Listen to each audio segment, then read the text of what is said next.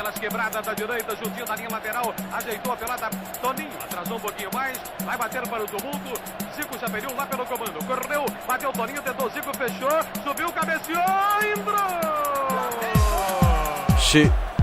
Chegamos, meus amigos. Estamos começando mais um Flamengo Cast, episódio número 173. Já estamos aqui no nosso time de especialistas em nada para falar de tudo do mundo do Flamengo, do futebol e muito mais. Eu sou o Matheus Gonzaga e mais uma vez o ano do futebol brasileiro promete, mas só promete. Eu sou Flávio Moore e a surpresa é uma caixinha de futebol. Saudações rubro-negras, caros ouvintes, quem vos fala é Thiago Marques e em 2022 só vai dar Mengão. Bom, meus amigos, estamos aqui mais uma vez com o nosso time de especialistas para falar sobre as expectativas para o futebol brasileiro em 2022, para a temporada 2022, né? Temos algumas novidades aí nos times. Você, torcedor rubro-negro que está ouvindo esse programa, acalme-se, porque hoje não vamos falar apenas de Flamengo, né? O Flamengo está na pauta também, porém, o nosso objetivo aqui é falar sobre o futebol brasileiro em si. Temos algumas novidades e temos umas promessas de novidades, mas a gente quer saber, e aí, o que vai acontecer esse ano aí? Vamos fazer aqui nossas expectativas para a temporada 2022. E tem Copa do Mundo também, viu? Esse ano promete. Flamengo até morrer, remador, sacanoa no viral, chego Flamengo. Me arrebata de emoção no coração, listrado em preto na horizontal. Todo mundo tenta, mas só o Mengo é penta, foi mal. Bom, galerinha, estamos finalmente começando o calendário futebolístico brasileiro em 2022. Estou aqui falando palavras difíceis, tentando agradar a audiência aqui, ao público mais, vamos dizer assim, mais manjado do português. Então, temos algumas... Assim, eu acho que esse ano teremos boas novidades para o futebol brasileiro, especificamente. Eu estou vendo uma movimentação interessante dos times esse ano, em contratações, em organização e não tô considerando a Copa do Mundo ainda como isso, mas eu tô achando interessante. Vocês percebem da mesma forma? Então, acho que esse ano aí tem uma série de fatores que fazem a gente imaginar que vamos ter um cenário bem diferente dos últimos anos, né? A gente passou por anos pandêmicos, a coisa tá um pouco mais liberada para as torcidas, eu não sei se deveria, não vou entrar nesse debate aqui, mas de fato as torcidas vão estar presentes, eu acho que é uma coisa bacana de a gente lembrar, ao mesmo tempo se preocupar, né? Mas é um elemento a mais. E aí vai reunir no mesmo ano assim e compactando, graças a esses riscos aí de pandemia, o Carnaval, o Campeonato Brasileiro, vai ser uma bagunça só, vai ser uma beleza só. Campeonato Brasileiro, Copa do Mundo e ainda começamos com o Big Brother. Fazer um mesh gostoso, né? Uma coisa mexe com a outra. Apanhado Vai ter jogador de futebol comemorando o gol igual o Big Brother. Com certeza. E eu vejo 2022 como um ano diferente para o futebol brasileiro. Ao que parece, já vindo do que o Flamengo começou há uns anos atrás, parece que os outros times abriram o olho quanto à organização financeira, quanto a planejamento, os times estão se planejando melhor. Futebol 2022 vai ser um ano diferenciado. Acho que não vai ser parecido com o ano passado, em que, entre aspas, o Atlético Mineiro se destacou e se isolou. Acho que esse ano vai ser mais disputado que o Campeonato Brasileiro. Eu vejo o Libertadores como, mais uma vez, um time brasileiro chega. Não necessariamente dois na final, dois brasileiros igual ano passado, mas eu acho que provavelmente vai ter um brasileiro na final da Libertadores.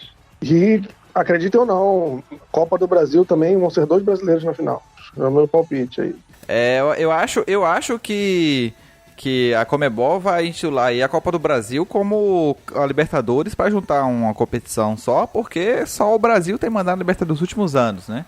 E a perspectiva nos próximos anos é que continue assim. O poderio econômico do futebol brasileiro só aumenta O Brasil tem mais dinheiro para trazer jogadores.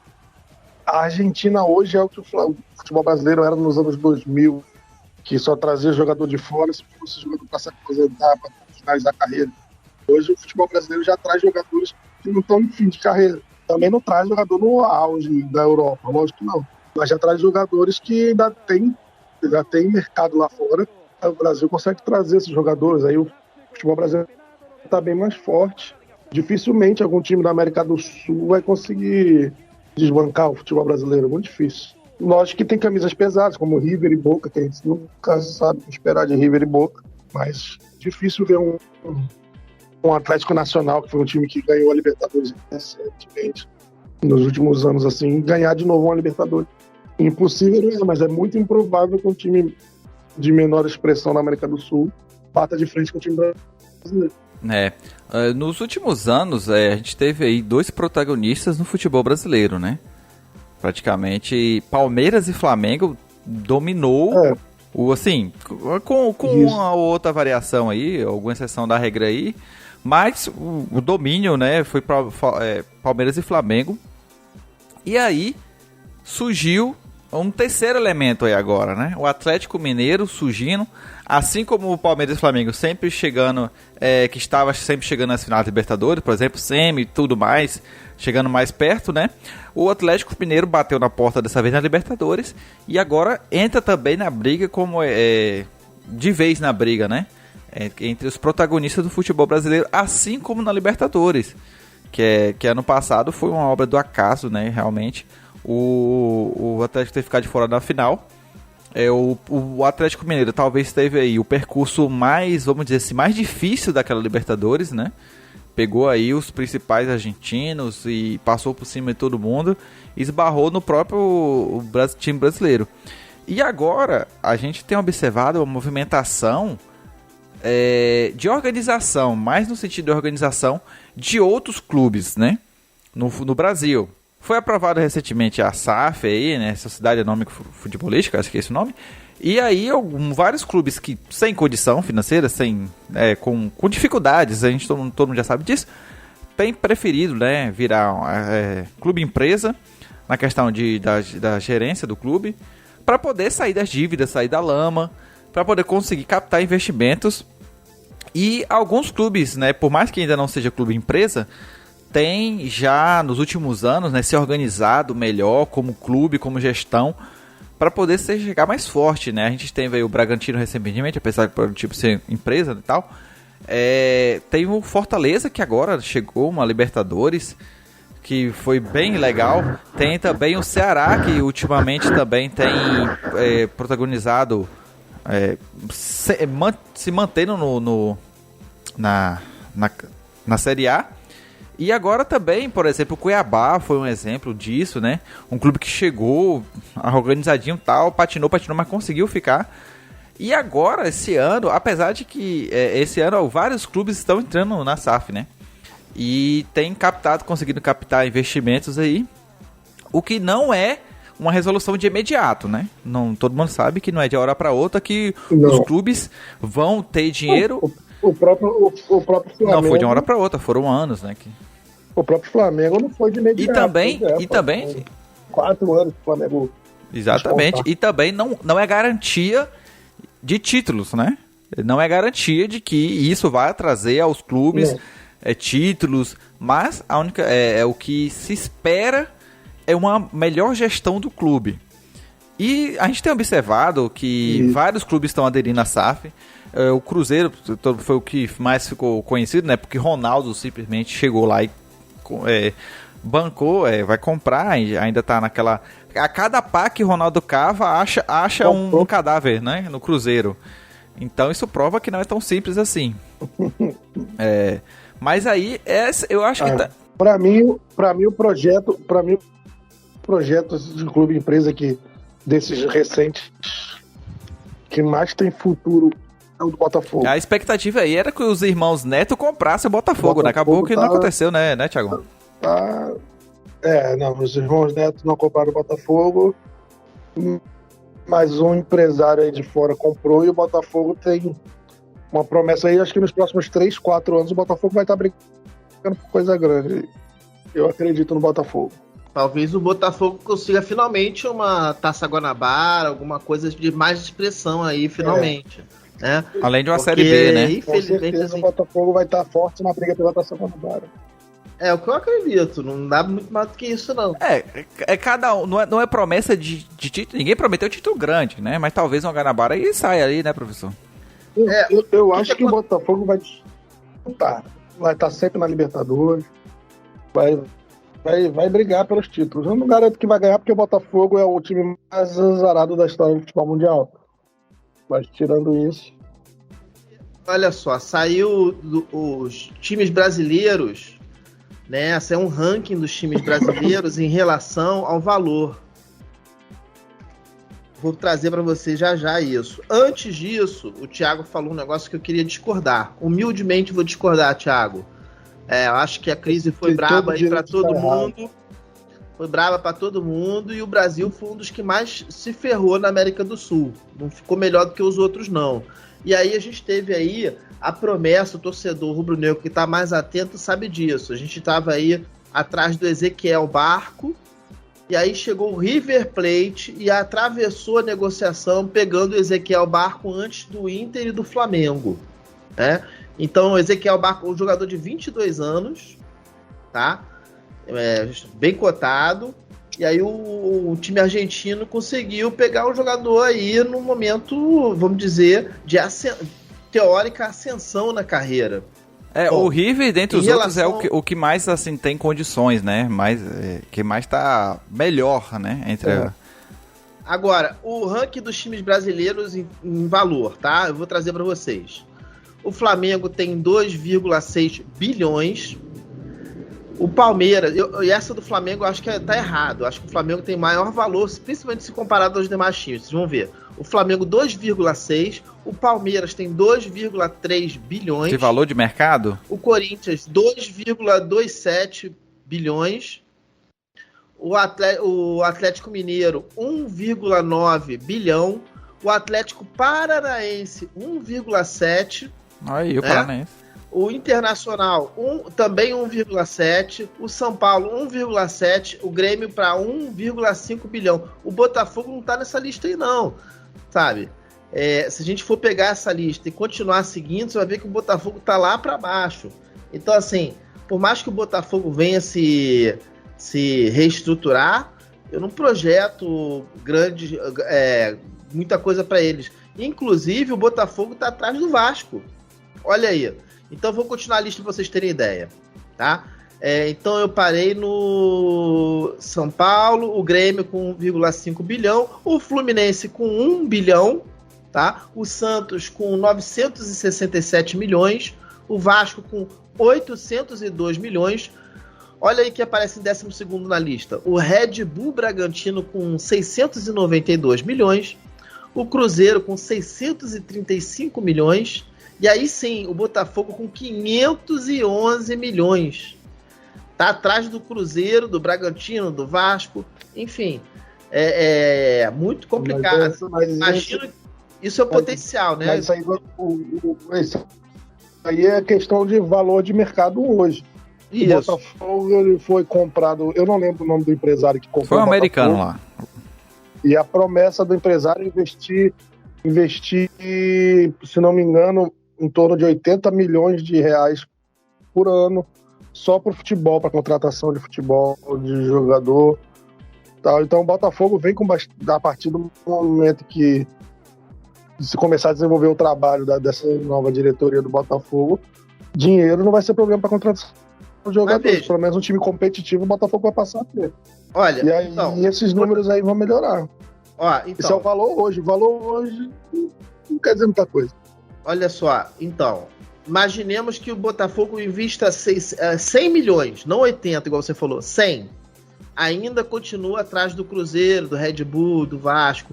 E olha que o Botafogo tá na primeira divisão.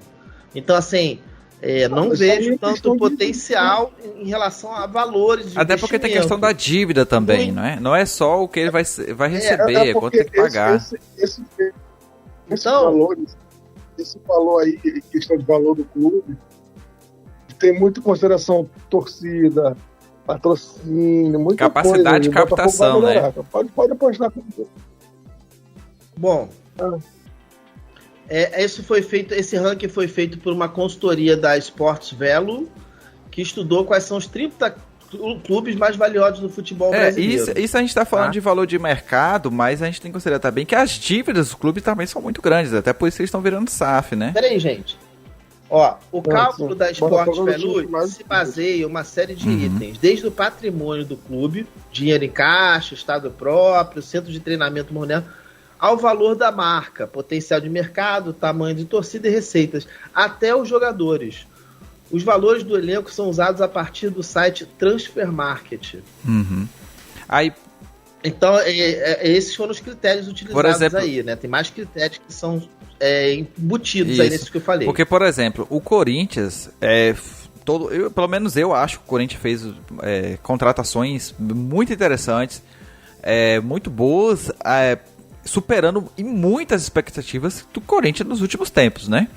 Só que o que acontece? O Corinthians tá fazendo, investindo, querendo o Soares, querendo o Diego Costa aí, os Diego tudo aí da vida, e tá mirando grande.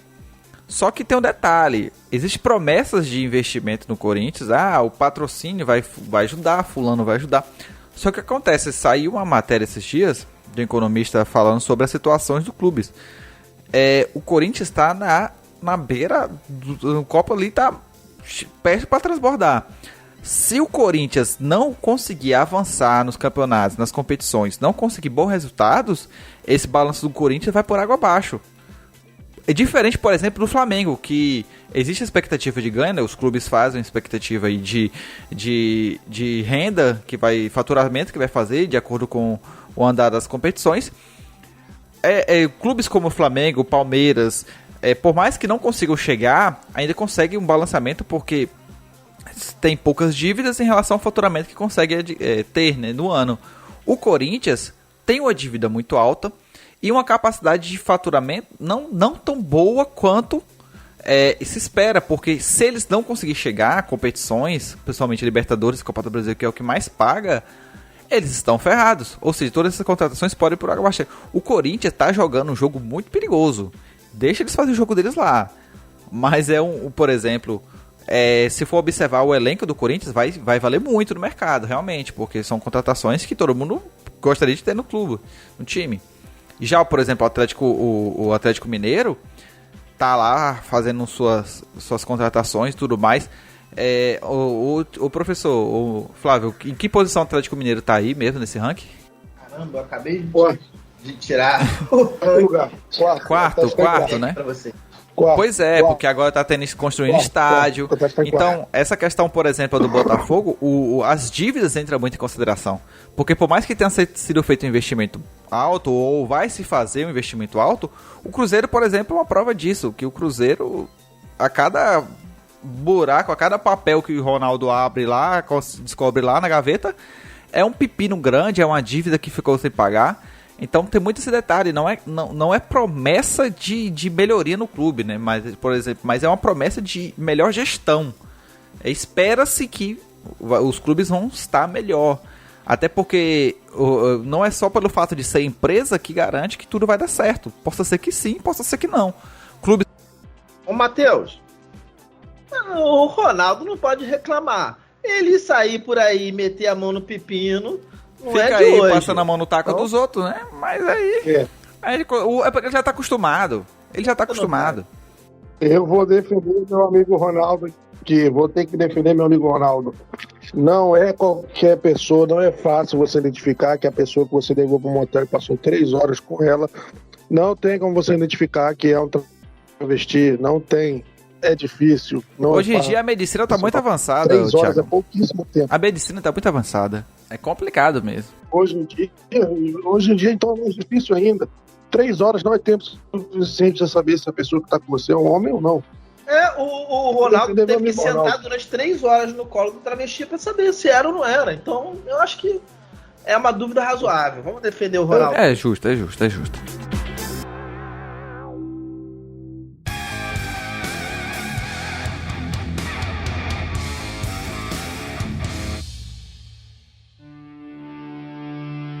um assunto que eu queria falar aqui, que há muitos anos a gente vem aqui reclamando, falando mal, e esse ano finalmente, depois de uns 30 anos de atraso, o futebol brasileiro tá uns 30 anos atrasado em relação ao mundo, tá, isso é fato, todo mundo sabe disso, mas acho que esse ano finalmente se resolveu um problema, um velho problema que persegue principalmente o Flamengo, que atrapalha, e que eu acho que é um dos fatores que mais importante, não é o principal, mas é um dos que mais atrapalha o Flamengo dentro da sua casa, que é o Maracanã, meus amigos. O Maracanã finalmente vai ter uma solução, tem já, né? Já está sendo feita uma solução definitiva para o gramado. Abemos um gramado híbrido.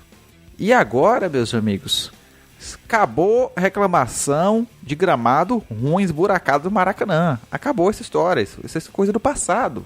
Eu considero isso um fator muito importante para o jogo do Flamengo. Entrando aqui em termos flamenguistas, eu acho que isso atrapalhou por muito tempo o desenvolvimento do futebol do Flamengo dentro de casa. Porque sempre foi um problema que a gente teve que conviver. E agora,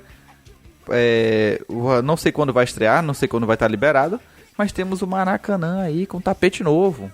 E dessa vez um novo que não vai ter problema daqui a 2 meses de novo. Sei não, hein?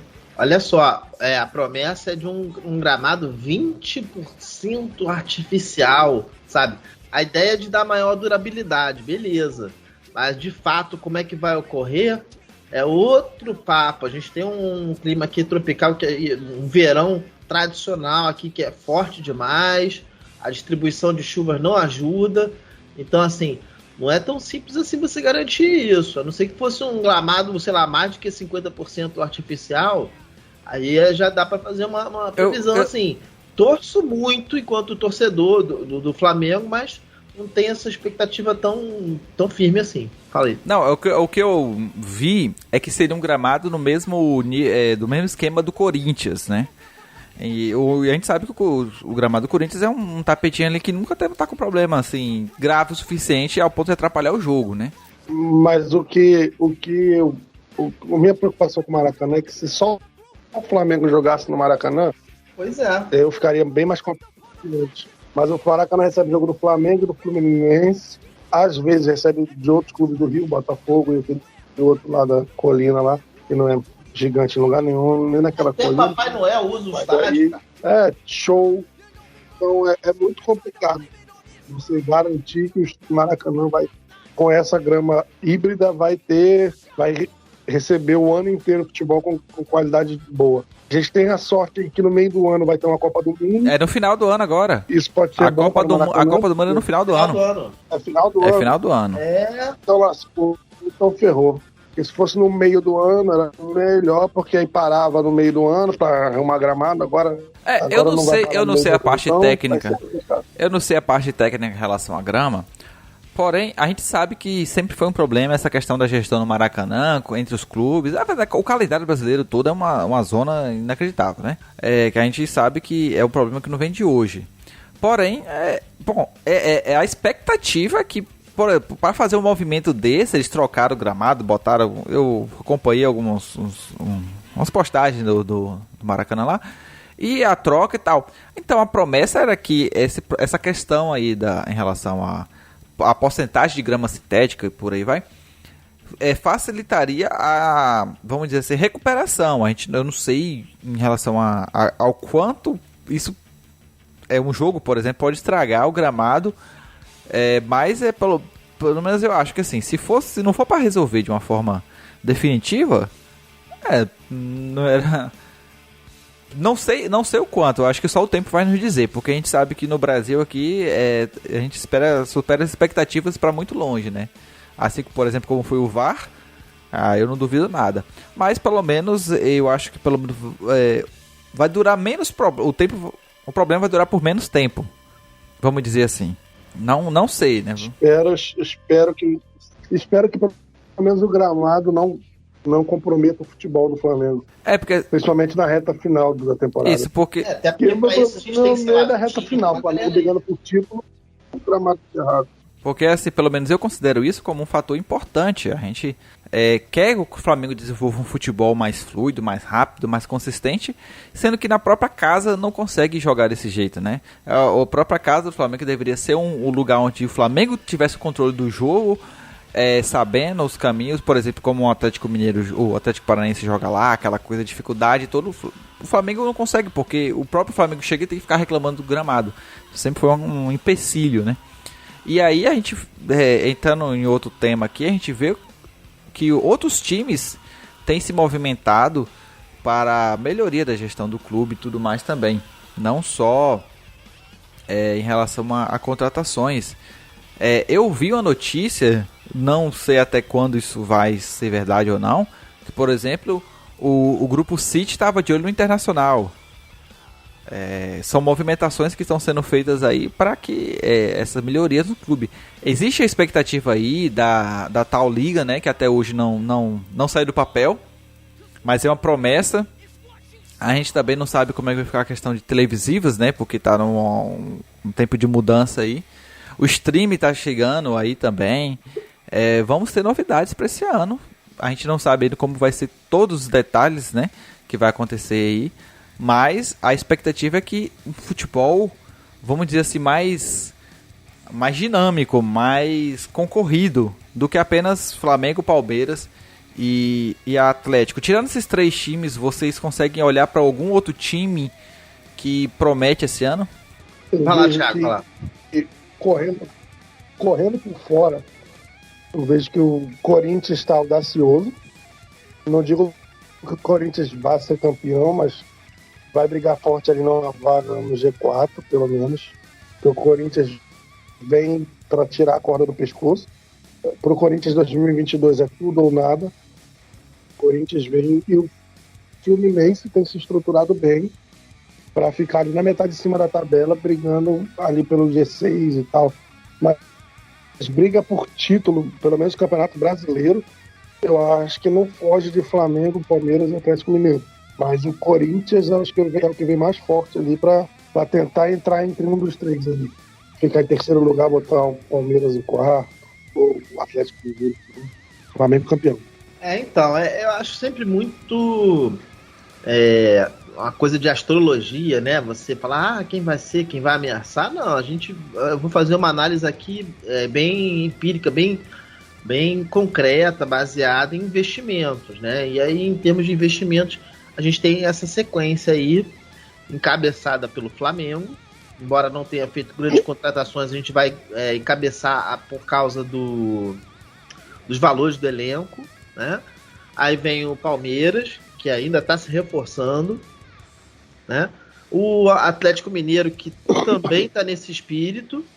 E aí, por trás ali, correndo bem lá atrás, mas muito atrás, o Corinthians. Mesmo assim, acreditando num resgate das contratações que não surtiram um efeito desejado, né? Melhoraram o time deu uma levantada na tabela, mas não surtiu todo o efeito desejado, demorou a engrenar. Então acho que vai ficar por aí mesmo o ranking, não vai ter uma grande mudança dos rankings, sei lá, um Inter vai pular na frente deles, não acredito nesse sentido. Ano passado 2021, a gente teve algumas surpresas, principalmente na tabela do Brasileirão, que não é comum, né? Por exemplo, o Fortaleza, o Bragantino brigando lá em cima, e times como São Paulo, Internacional, Santos, Grêmio brigando na parte de baixo. O único time que a gente não espera grandes coisas é o São Paulo, né? Porque o São Paulo vem passando dificuldade. Uma crise pesada, né? Passando dificuldade há algum tempo já, e a expectativa também não é muito boa para os próximos anos. Ô, Matheus, o São Paulo está em crise desde que o Muricy Ramalho saiu, né, do São Paulo como técnico. Agora, o Muricy veio pro Fluminense e pronto, acabou o São Paulo.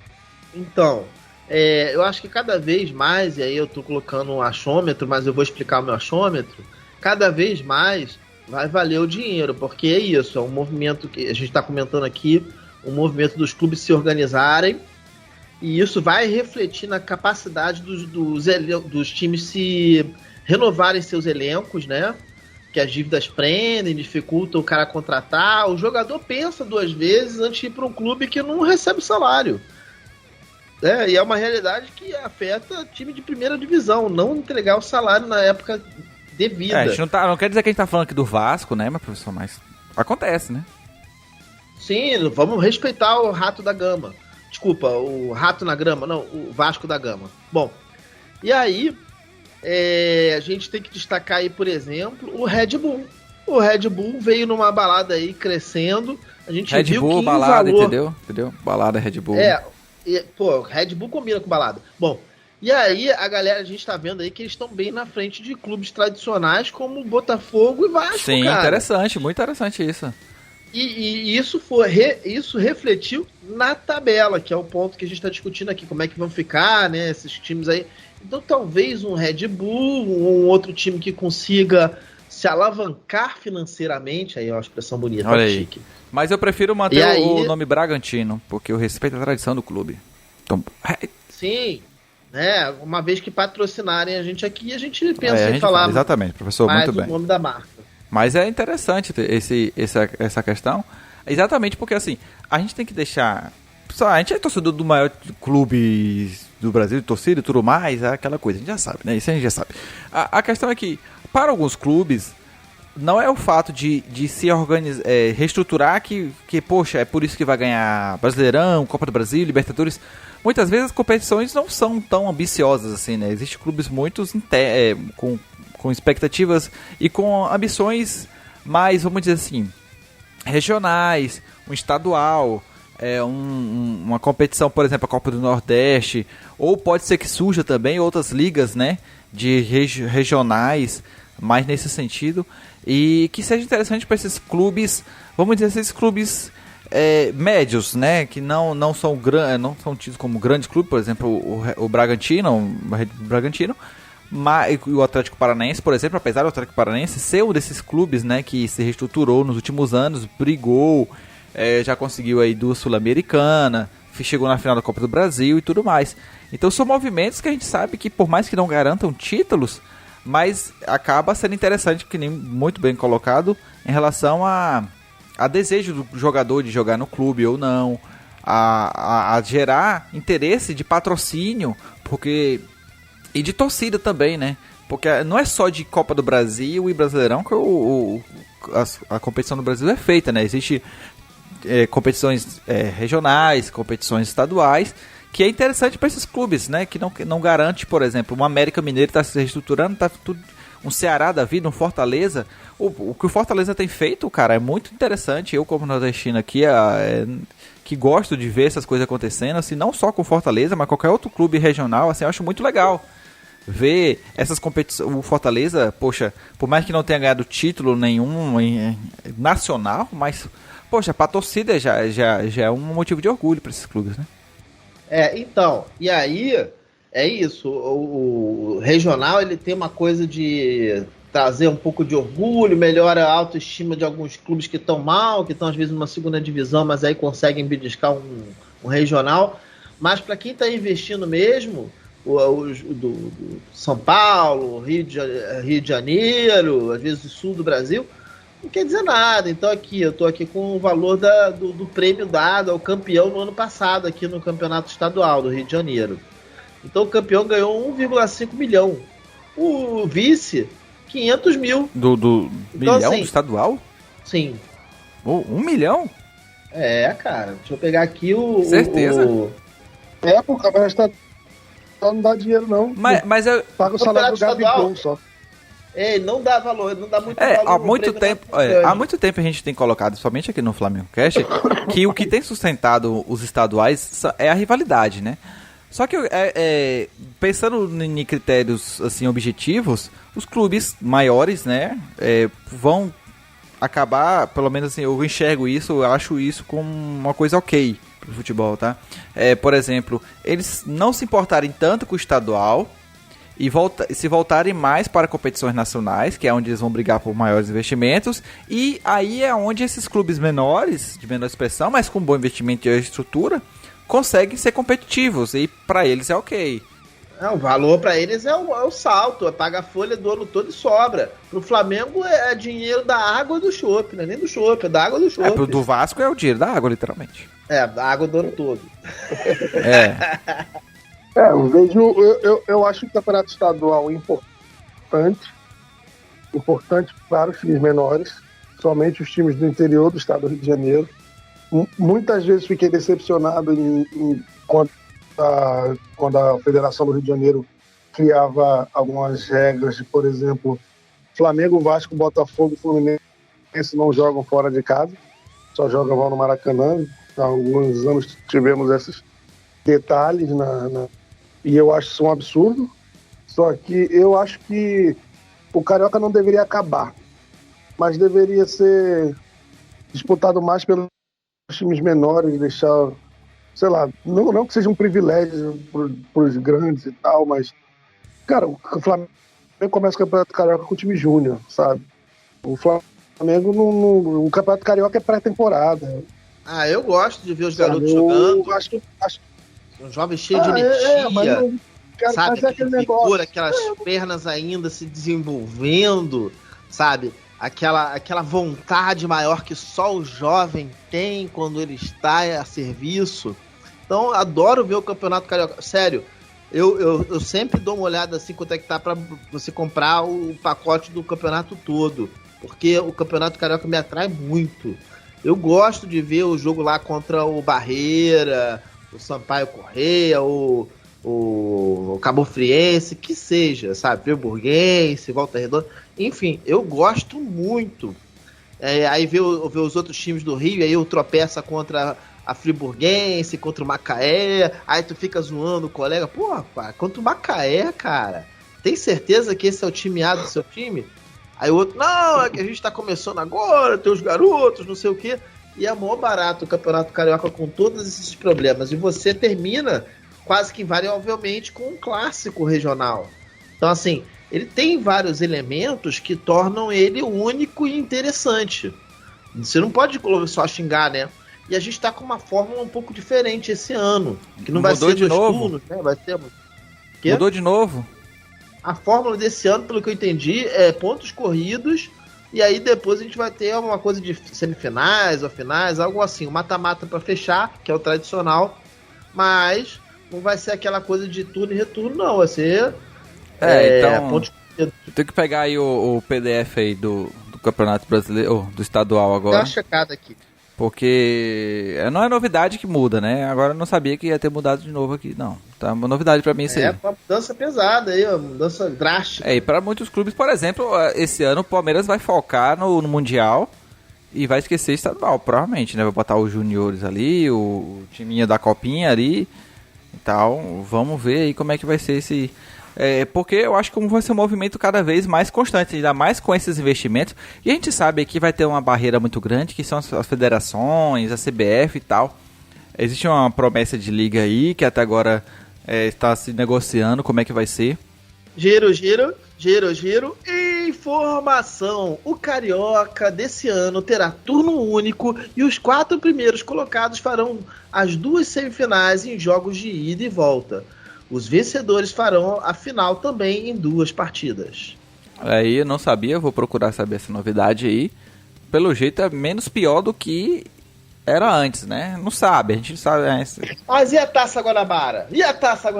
Provavelmente vai ser tipo... eu não sei, realmente não sei. Eu fiquei muito chateado com isso, porque então, eu acho que é muito mais charmoso o nome Taça Guanabara. Então o que a gente é colocado aí do Botafogo como favorito ao Guanabara, já vamos ter que tirar já, né? Isso é um desrespeito ao clube que investiu muito. Eu acho desrespeito a todos nós que já dávamos a Taça Guanabara como um certo título para o Flamengo esse ano. Todo ano a gente tem que ganhar a Taça Guanabara. É o título mais importante da temporada, pô. A gente sabe que é obrigação. Mas e a Copa Mickey? A Copa Mickey. O Flamengo não jogou esse ano a Copa Mickey. Não vai jogar. Não teve, né? A gente sabe que o Mickey tá de férias, né? Tá de férias no hospital com Covid. Que eu acho que é importante a gente falar aí da mudança das datas do Carnaval, que atrapalha todo o planejamento de muito clube. Muito jogador de futebol que já tinha passagem comprada, camarote comprado. Alguns iam desfilar, né? Como sempre acontece. Realmente aí é preocupante. E é isso, Gabigol nervoso, esquece. Então a chance do Flamengo ser campeão aumenta com essa mudança de data. E também temos que lembrar que a Copa do Mundo ficou pro final do ano. Ou seja, o calendário vai ser ponto high esse ano, assim como nos últimos 2 anos, né? Vai ser um calendário ponto high diminuído, compactado. E, ou seja, vamos ter novamente aquela correria de jogos no final, né? Pá, aquela coisa, a cada dois dias tem jogo. E vamos ser aquele suruba gostosa aí de jogos. Eu gosto. Cara, os caras estão ganhando dinheiro pra caraca. Pelo menos forneçam entretenimento, destruição de qualidade. Briguem! Exatamente. Palavras sábias. Eu penso a mesma coisa do Flávio. Por mim tinha jogo dia sim, dia não. O cara ganha 1 milhão, não pode reclamar não. Todo mundo trabalha dia sim aqui, pô. Mete esse caô pra gente não.